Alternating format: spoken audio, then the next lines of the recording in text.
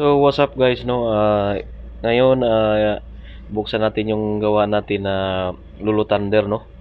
So, meron siyang switch, meron siyang dalawang volume, left and right. Yan yung exhaust sa labasan ng hangin. Yan, malaki po yung transformer na ginamit natin dyan. So, meron siyang 5 pares ng transistor sa bawat channel, no? Sa left and right. Meron siyang 4 na transistor sa driver na naging TIF, no? 4793 at saka 1837.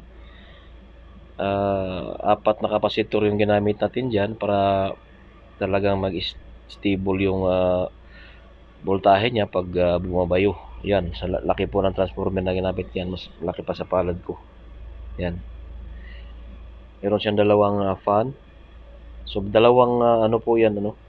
Dalawang transformer na ginamit natin. So, i-sound check natin tong gawa natin na pagariga, no? Ayan. So, yan yung gamitin natin. Lagay natin sa ano lang, lagpas ng 3/4. Wala pa pala. Bago magkalahati. Tapos, gamit lang tayo ng mixer. Ayan. So, naka-ready na yung ano natin, pang sound check natin na ragatak, no? So, gamit natin dalawang speaker na instrumental, na tig 300 watts. Ayan.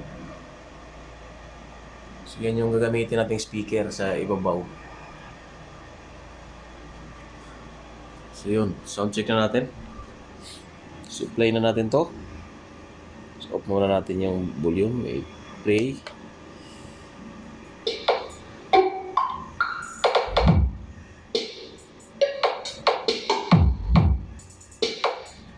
This is Team La Sauce.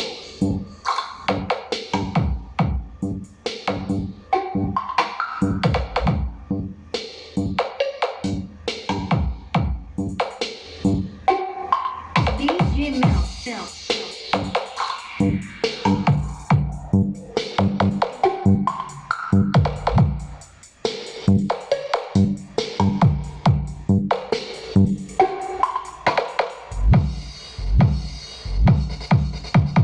Battle mode activated.